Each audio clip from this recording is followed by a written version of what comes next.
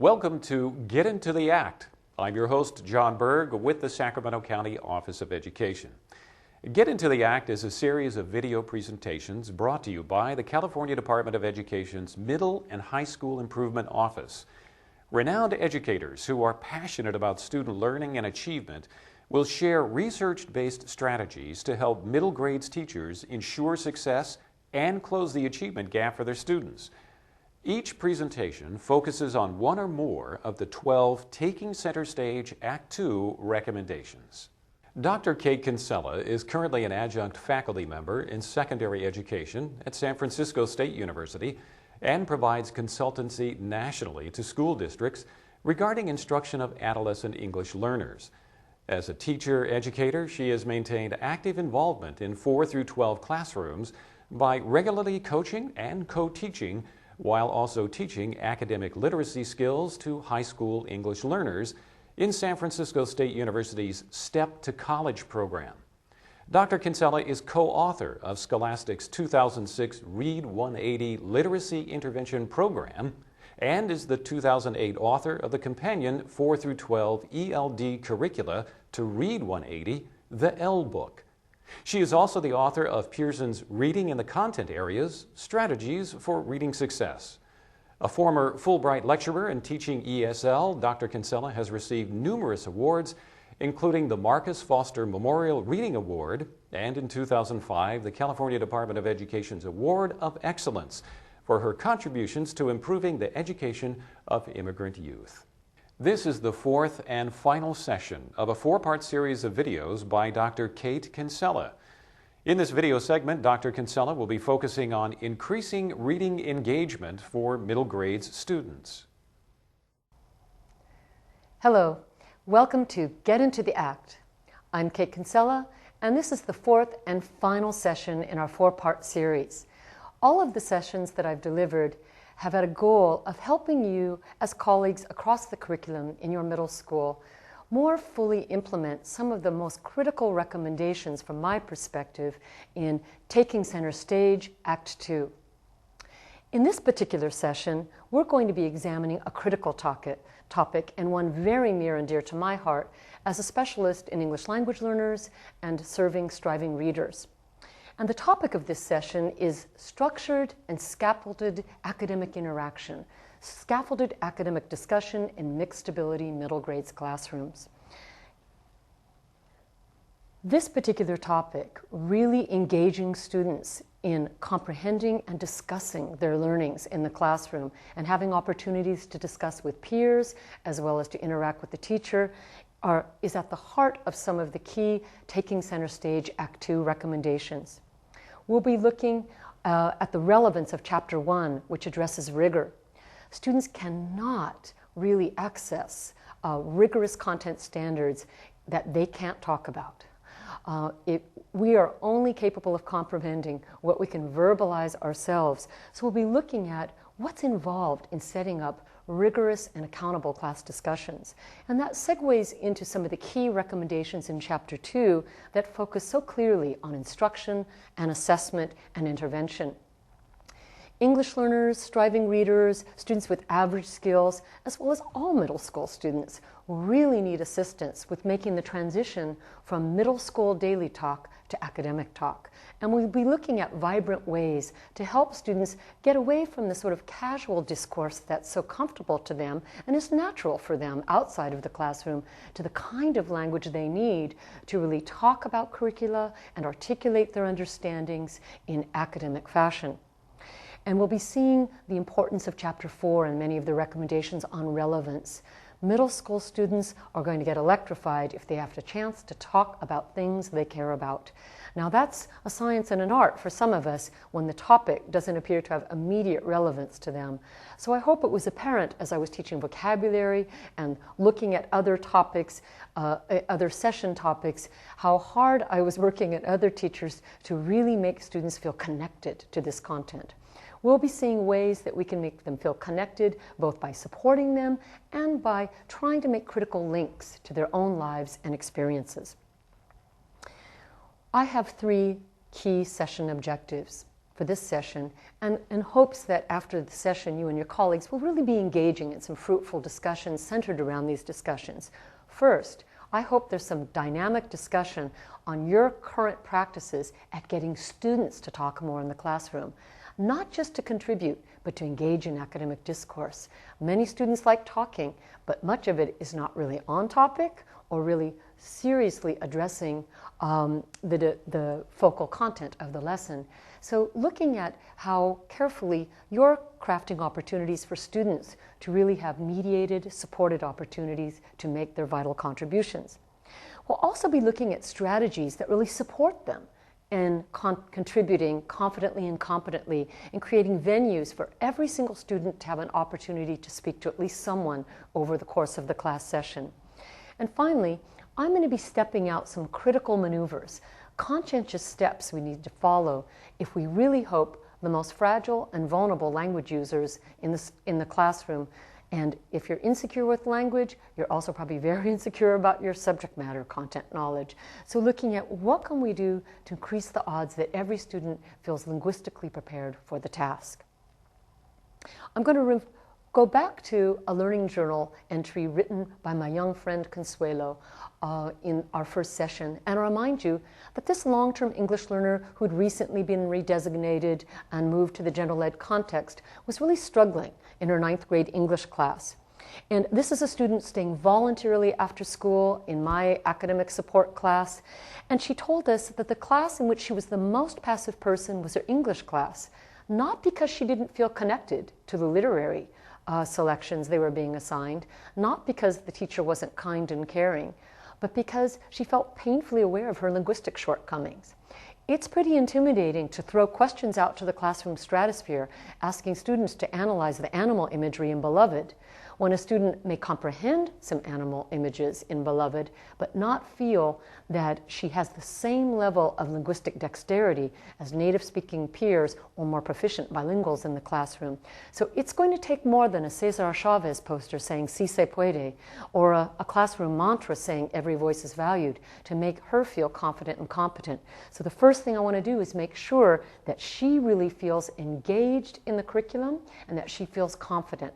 And the way I'm going to engage her and get her responding is by making sure she has the linguistic tools to sound as articulate as her peers that perhaps may be more linguistically adept. Now, I'm not going to spend a lot of time talking about research, but in a nutshell, the research is pretty disparaging right now on just the amount of airtime students in mixed ability classrooms get to talk. When we look at longitudinal studies of classrooms serving English learners and less proficient readers and community dialect speakers, and one very famous study done a decade ago by Arriaga Mayer and Perdomo Rivera showed us how disheartening the amount of airtime was for English learners. Only 4% of their time during the instructional day was even speaking English at all, but much of that had more to do with Monica's quinceañera party or what was for lunch or when are we leaving than it did about fossil fuel consumption or the great waves of immigration. Only about 2% of the learner's day was focused on actual academic talk. Now, as an applied linguist, I have real stringent expectations for academic talk. To me, academic talk is not just students chatting in casual adolescentese about a focal lesson topic. Students doing that, we know that students casually talking about a lesson topic doesn't translate into more fruitful reading comprehension or more productive writing. That there is a clear connect between their oral command and what they can verbalize and what they understand in reading and what they can articulate in writing. So this study, as well as a number of replicated studies, really point to how little time students really spend talking or engaging in real academic talk. So, although Consuelo is a non-native speaker of English and a long-term English learner, I would point out that no student you serve speaks academic English as a home language. Every child you serve, regardless of their economic, ethnic, or linguistic background, is AESL. Now, as a former French teacher, I know that none of my students took issue in middle school or high school if I was having them repeat after me or modeling for them how to use particular phrases. But I want my students to understand, and the schools in which I'm working, every youth has the right to understand that academic English is a foreign language. language. It's a second language. It's nobody's native language. So we're going to use some of the same modeled practices and supported practices for learning this new repertoire of language tools that we would use with a foreign language.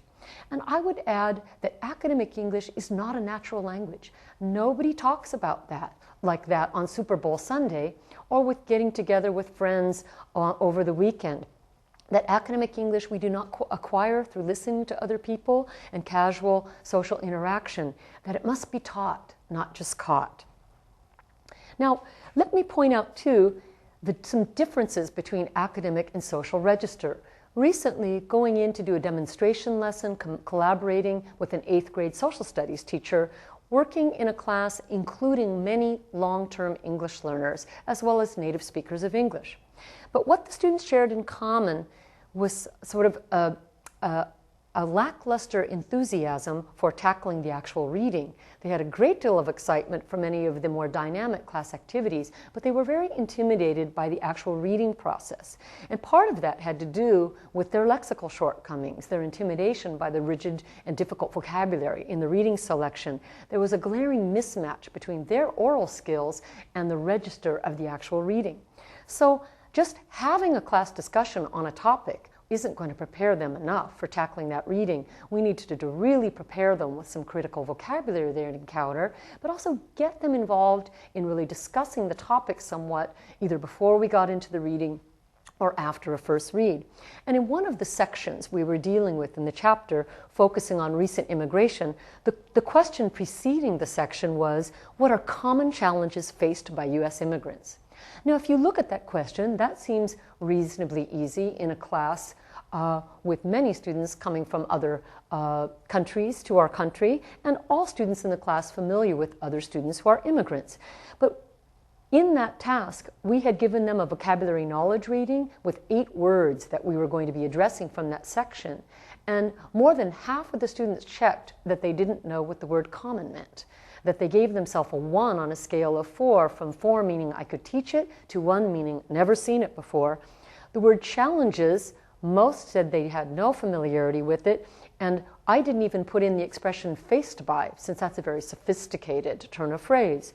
So we did some translation on this task, but even translating that into what are some typical or usual problems that new immigrants might have in the U.S., I know that in the middle schools where I work regularly and in my work with underprepared 9th graders, that if you threw that question out to the classroom stratosphere, even if every youth in the class had some background knowledge, what would happen is first there would be a silence. Then maybe one student would blurt out an answer. And that answer would not be based on my previous learning experiences and my interactions with immigrant families. I know that one common challenge is what you might get is a student mumbling in casual conversational tone, jobs, or someone saying the food, or someone saying a new culture. And if you look at a group of early adolescents and say, would you please use a complete sentence? What they will do is give you a complete sentence in casual English and say, you have to eat new food, or you have to learn English. And what that is default casual conversation register, which is everyone's default register. But if we look at formal academic discussion register, what we aspire to is having students have a complete sentence more like this. One common challenge faced by immigrants is learning a new language. Now you might look at this and say, well, that's not so difficult. But my experience is if I model an answer and I just do it verbally, and I say, well, I know that one common challenge faced by new immigrants is learning a new language, they'll nod their heads and say, you're right. And then when I say, does anyone else have an example? I know darn well there are students in the class who will hold information hostage, that they have an example, but unless they feel some accountability, that it puts a lot of pressure on them with a sea of early adolescents to stand out and to say, oh yes, Dr. Kate, let me volunteer, and appear apple polishing, or a youth who may be insecure about his or her linguistic preparation may have an idea but feel a little intimidated about sharing it with the rest of the class. And even if I've modeled in a complete sentence, I know from experience students will not pick up on that sentence frame and use it. They'll just answer, a job, a new culture. But look at the disconnect, my friends, between how we let them respond on a regular basis, answering in one word or a brief phrase, and then what we expect them to read.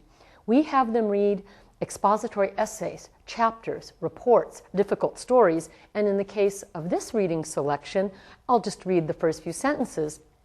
Having a brainstorming discussion where the students are only saying jobs, culture, new food, new schools, hard classes, and the teacher's running around doing all the cognitive and linguistic and physical gymnastics, filling in a graphic organizer, but all the students have said is jobs, culture, and the teacher's supplying the linguistic mortar, doing the 911 interventions on their responses and saying, oh, so-and-so gave an excellent response. Point well taken. Many immigrants have to deal with learning a new language, and all the kids said was new language. So the teacher's filling it all in, and now the teacher's feeling good. I've prepared them, everybody's got great ideas, and the students are left to their own unproductive devices to tackle the chapter, which reads like this. Recent immigrants to the United States face many predictable challenges. One challenge experienced by most newcomers is learning an entirely different language. English communication and literacy skills are critical for adult immigrants if they want a well-paid job or attend college. However, due to the fact, yada, yada, yada, students start reading that, and there is a quantum leap between them saying jobs, food, new culture, and this passage. And my experience with early adolescents is by the time they've hit the second paragraph, they put their book down and hope against hope when they come to class tomorrow, the teacher will explain to them what the core content is. So the research base is very clear right now that there is a strong correlation between students' oral command, their ability to verbalize about a topic, and their reading ability, and also their writing ability. Many of you no doubt have noticed that you might engage students in what you think is a very dynamic discussion of content, only to see anemic or tepid results in their writing and think, what happened? I thought everybody really seemed to connect with this topic. Well, because in many cases we haven't prepared them with the linguistic tools. So let's take a look at what would be important. In assigning this discussion task, anticipating that many students would not be prepared with the linguistic tools and knowing middle school learners very well, I collaborated with the teacher in preparing a response frame. One common challenge faced by new immigrants is, and pointed out to them that after is, you need to have a strong verb, an action word ending in ing. And my example was learning a new language. And I knew that there were students with a wide variety of proficiency levels, from native speakers of English with a confident oral command of everyday English, and early advanced English learners to low intermediate, and that is quite a range. So I wanted to put a word bank to show them other examples. And here in my word bank I had learning, dealing with, finding, understanding, to give them sort of a little cognitive and linguistic jump start, not to put them in a response straitjacket, but to give them some words that they might consider to begin completing the sentence. And pointing out what I did here was model a correct response, but I also deconstructed it and reconstructed it for them, pointing out exactly what you need here. And I also wrote that frame and verbally modeled it so they could see it and pick up, and gave them a moment to write out their answer. Now, we know that if we put students in mixed ability classrooms together for task-based interaction, unless we really support them with linguistic tools, have really clear expectations and adequate time to prepare, that group work can be very overrated, and partner work, unless it's very carefully scaffolded. And what happens, unless it's carefully scaffolded and students are clear on the task, have linguistic tools to support them, have accountability to respond, and there are clear evidence checks for the teacher for what they should be doing and what they should be contributing, we know that students complete tasks in the most efficient manner, investing very little cognitive thought and minimal language. So ironically, we often are putting students together with group work and partnering, but it's more than a creative seating arrangement with unfettered opportunities to chat. It's going to take a lot more work. So I'm going to be looking back again at those critical questions. What can I do to support them with language and literacy? How can I interrupt my instruction to get a response? And what will be my evidence checks that they're really on task here? Now, we're going to look at a structured routine, which I know many of you recognize. Think, write, pair, share. You couldn't have gotten your credential in the last 20 years in California or had any training focusing on English learners without being told that graphic organizers and think, write, pair, share are the proverbial sermon on the mount, something that you must do, the manna in the desert. But I see teachers regularly who say, oh yeah, I know think, pair, share, or think, write, pair, share. But when I go in and watch, it's sort of think, cognitive, light, pair, very little interaction and sharing, and the same students interacting with very little structure. So I'm going to put a new spin on this, and we're going to be looking at how to structure where this a think, pair, share, or whatever you want to call it. When I work with students, I say we're going to do some structured academic talk, and that's my signal, but they know that I'm going to prepare them. Sometimes we'll write first, other times we'll have a frame and think about and prepare our oral response. But as you see this segment, I want you to look for how carefully we're orchestrating both their verbal responses and their written responses. The class we're going to be observing is a 6th grade ELD classroom. So as you watch this, notice how conscientiously we're setting up their interaction task and the kinds of linguistic scaffolds we're providing. Just take a quick look at the bottom of your page on the React. Imagine that you could make laws and rules. What laws would you what laws would you make to help kids like Taria? And so I kind of thought about this. So think about that question. Imagine that you can make laws and rules. What laws would you make to help kids like Taria? And I want to share with you my example. To help kids like Taria, I want to make a law that says children under the age of 18 should be enrolled in school. And if you guys can all say that with me, to help kids like Taria, I want to make a law that says children under the age of 18 should be enrolled in school. And this word enrolled, all of you are enrolled in this school. You are attending or going to school. You have classes here at our middle school. So please take a minute or two to think about how you would create a law that would help child laborers like Taria. This time, I want number ones to go ahead and share with number twos what kinds of laws would you put in place to help these children. So go ahead, number ones. To help kids like Taria, I want to make a law that says kids over 4 and under 30 should go to school. 16. To help kids like Taria, I want to make a law that says children under 13 should not have to do child labor. To help kids like Taria, I want to make a law that says that kids should not work in dumps or in factories or other stuff. To help kids like Taria, I want to make a law that says children under 12 should not work because they can get hurt or get sick. I heard some really good laws out there. You guys will make some really great lawmakers. Perla, would you mind telling me what laws you would create? To help kids like Taria, I would want to make a law that says children under 15 years old should not be able to work. Under how old? 15. Should not be allowed to work? Christian, would you mind sharing your law? Yeah. To help kids like Taria, I want to make a law that says get kids out of factories and dumps and get them into school to get a good education. Excellent. So that's really cool. Children under 15 years old should not be allowed to work at all. That's great. And kids should not work in dumps or factories. They should go to school. I think that's wonderful.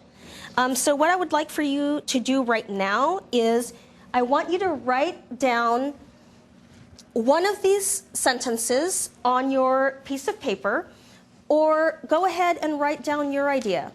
Okay, but if you like another one better, you're more than welcome to use any of these. So go ahead and please write.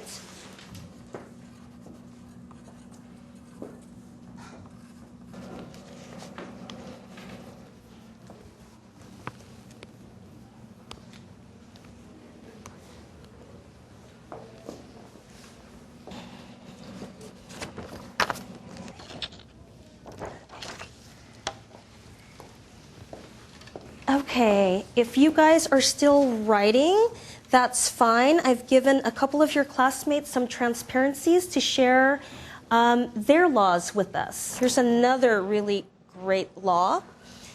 So I'll go ahead and read it first, and then you guys read it after me. To help kids like Sharia, I want to make a law that says kids under 12 should not work because they can get hurt or sick. So you guys read it with me? To help kids like Sharia, I want to make a law that says kids under 12 should not work because they can get hurt or sick. And I've got one last one to share. Another really wonderful law here is, and I'll go ahead and read it out loud. To help kids like Sharia, I would want to make a law that says to stop child labor and that no kid under 18 years old should work. You guys say it with me? To help kids like Sharia, I would want to make a law that says to stop child labor and that no kid under 18 years old should work. That's fabulous. That's wonderful. Thank you so much, you guys, for sharing.